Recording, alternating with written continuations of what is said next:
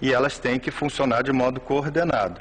E para isso seria preciso um maestro, como numa orquestra, vários instrumentos musicais, e tem que ter um maestro que vai dizer, agora você, agora você, agora vocês dois, agora para aqui, que é só esse lado de cá. Então o que o remédio faz é exatamente estimular o maestro, como se desse uma cutucada e dizer assim, maestro, vamos lá, vamos colocar ordem nessa bagunça, porque enquanto tem que estar fazendo um troço, tem outro fazendo outro, então vamos fazer uma coisa harmoniosa, né? Equilibra, então. Ele acha equilibra. O centro. Agora, o tratamento da doença, pelo que eu entendi, também envolve outros profissionais. Envolve. Por exemplo, neuropsiquiatra, mas médicos, psicólogos, fonoaudiólogos também, por quê? Porque às vezes você identifica que isso ocorre mais no sexo masculino do que no feminino, além da desatenção, mesmo quando ele consegue se concentrar no textozinho que ele está lendo, ele não consegue entender o texto. E o nome disso é dislexia. Dislexia é uma coisa que pode ocorrer em torno de 10% dos homens que têm TDAH. Então, de cada 10 homens com TDAH, um vai ter dislexia. Então, é importante perguntar. Você, quando está lendo, você tem que voltar para ler de novo, porque você estava com a cabeça voando no mundo da lua, ou porque você não entendeu e tem que ler várias vezes até você sacar o que o autor do texto quis dizer. Nesse caso, o fonoaudiólogo tem que avaliar, se você tem essa suspeita, né, você precisa fazer uma avaliação fonoaudiológica para saber se existe dislexia. A dislexia não tem tratamento medicamentoso. O tratamento é com um especialista em problemas da aprendizagem e, em geral, um fonoaudiólogo ou um psicopedagogo que vai tratar a dislexia além do TDAH. Agora, Paulo, ainda no tratamento, a gente falou de Ritalina. Existem outras medicações hoje em dia? Ou a Ritalina é o básico? No Brasil, nós temos 3 produtos comerciais, a Ritalina, a Ritalina LA e o Concerta. Essas 3 medicações possuem a mesma substância química, que é o metilfenidato, que é a única que existe no Brasil. Quais os efeitos colaterais que todo remédio tem? Todo remédio tem, não existe remédio sem efeito colateral. Acho até estranho ter um remédio que não tem efeito colateral nenhum, né?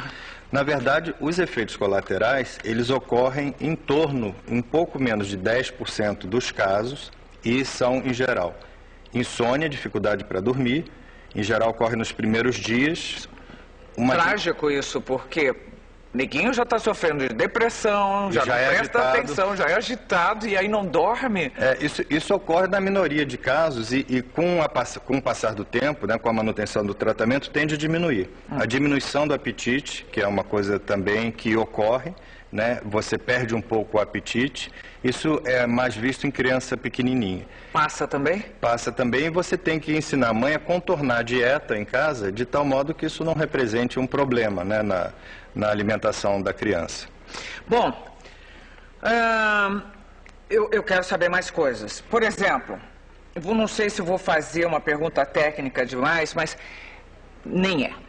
Como é que eu reconheço um portador de doença? Por exemplo, estou falando adultos. Agora, estamos falando de adultos, estamos falando de jovens. Aí entra uma jovem no metrô e tem uma paquera.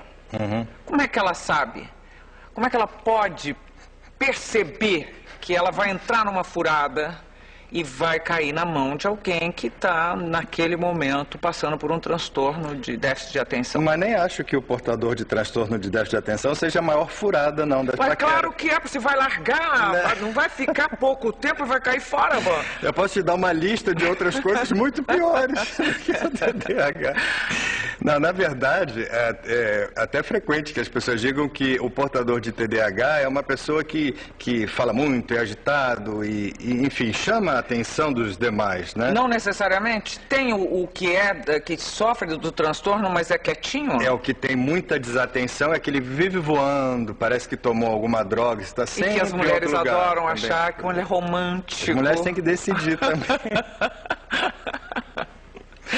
Gente, tô rindo porque a gente tem que rir de tudo, não? Bom. Na verdade, num contato, você vê um portador de TDAH porque você está falando com ele, ele parece estar prestando atenção em outras coisas.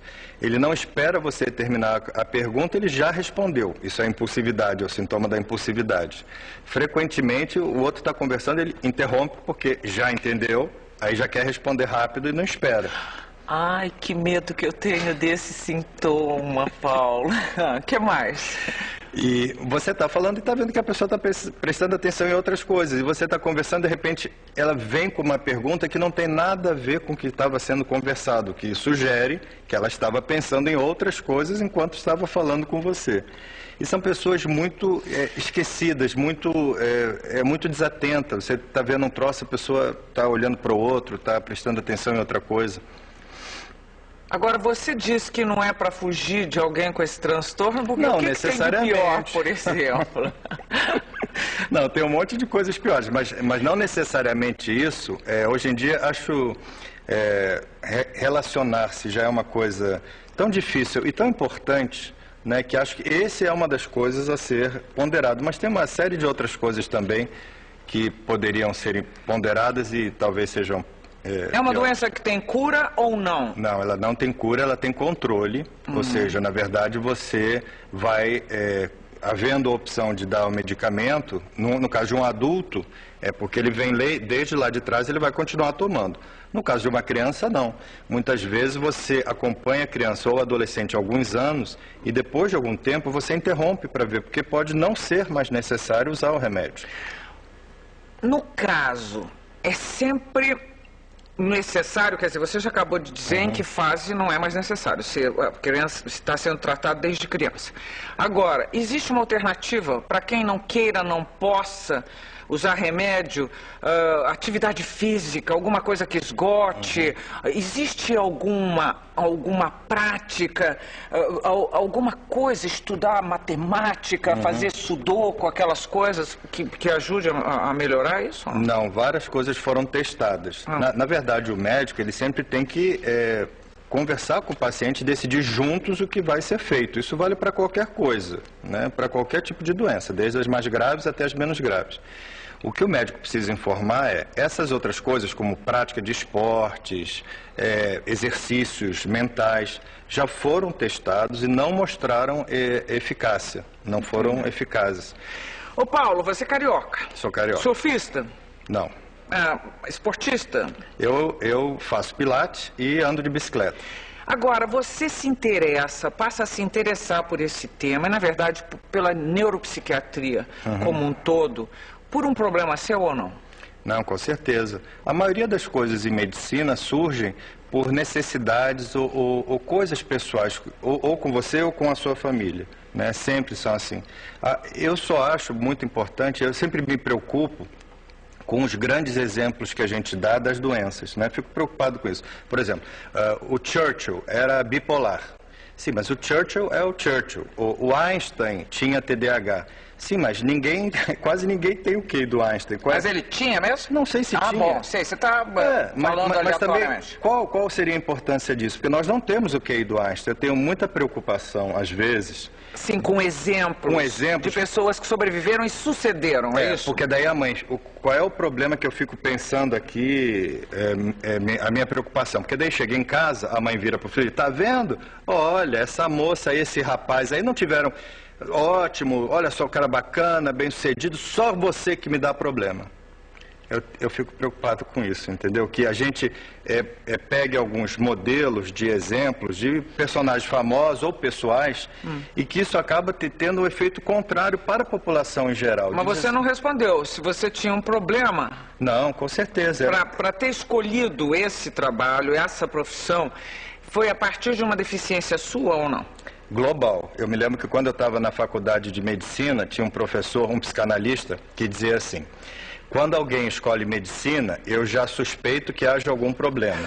Quando alguém escolhe psiquiatria, eu tenho certeza. Qual era o seu problema, Paulo? As preocupações com o mundo, consigo próprio.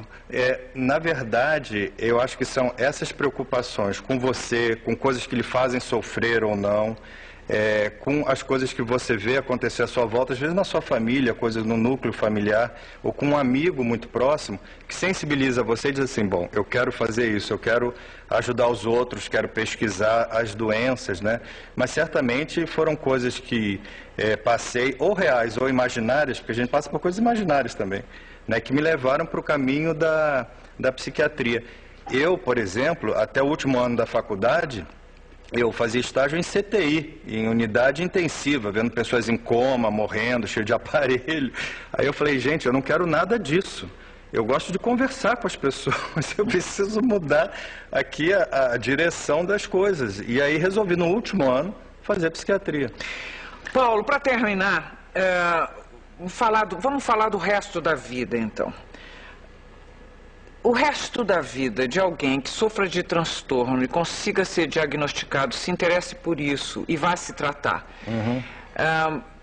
é normal? É um resto de vida normal? Quer dizer, quem tem TDAH vai se formar, vai trabalhar, vai casar, vai fazer filhos, e aí os filhos vão ter que começar tudo outra vez, é isso? Olha, o mais importante é você conversar abertamente. Olha, esse problema que você tem, lhe causa esses problemas, A, B, C e D. Alguns vão poder melhorar com remédio, outros não vão melhorar com remédio, você vai ter que fazer terapia para o F, G, H. E você sabendo disso, você se conhece melhor, você sabe quais são as suas fraquezas pessoais. E a partir disso você tem que procurar ser feliz, do seu jeito, da sua maneira, com a ajuda do médico, do psicólogo e às vezes do fonoaudiólogo, mas você tem que tocar o barco adiante. Bom, e da sua parceria também, né? Falar, olha, acho que teremos filhos que podem ter a mesma coisa que eu. Se é genético, isso. Não é isso? A chance é 5 vezes maior. Do que nós estamos falando aqui mesmo, Paulo? Meu entrevistado de hoje é o Dr. Paulo Matos. Nós voltamos logo depois do intervalo para o último bloco do programa. Até já. De volta com o Dr. Paulo Matos. Agora é hora do bate-bola. Vou contar, ele queria colar. Quer dizer, ele está sofrendo TDAH. Queria saber o que tinha aqui no bate-bola. Não pode, não. Tá surpresa. Bom. Saúde. Acho que mental. Infância. Lembranças felizes. Remédio. Sempre que necessário. Loucura. Amor. Que associação. Bom. Saindo da doença é um outro tipo de. Sonho. Saúde. Educação. Sempre, sempre, sempre. Felicidade. Amor. Mas existe mesmo essa tal da felicidade? Felicidade não é uma invenção da gente, uma terrível, cruel invenção? São estados, às vezes, mais duradouros, menos duradouros, né? E depende muito de como você vive as coisas, né? As coisas não são necessariamente boas ou mais. Na verdade, é como você vive essas coisas. Como é que você consegue lidar com elas? Uma curiosidade, dona. Outros bichinhos, além dos homens, sofrem de transtorno de déficit de atenção? Curiosamente, é descrito em cães, por exemplo. Não se chama de TDAH, chama-se de hiperatividade ou transtorno hipercinético.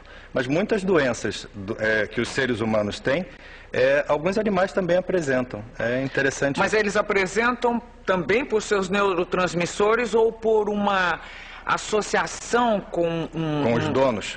Não, eu acho que isso favorece a ideia de que seja uma coisa neurobiológica, uma coisa herdada, genética, uma coisa bem biológica. O fato de você também ver em outros animais. E Paulo Matos por Paulo Matos?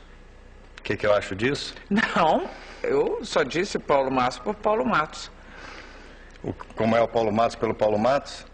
Eu acho que tem que ser um misto de insatisfação permanente e satisfação ao mesmo tempo. Senão a gente não vai para frente. Se você sempre está satisfeito do jeito que as coisas estão, você não vai se modificar. Você está falando de si mesmo, né, Paulo? De mim mesmo. Bom. Eu acho que tem que ter uma balança, assim, tem que ter sempre uma insatisfação com alguma coisa que poderia estar melhor e não está.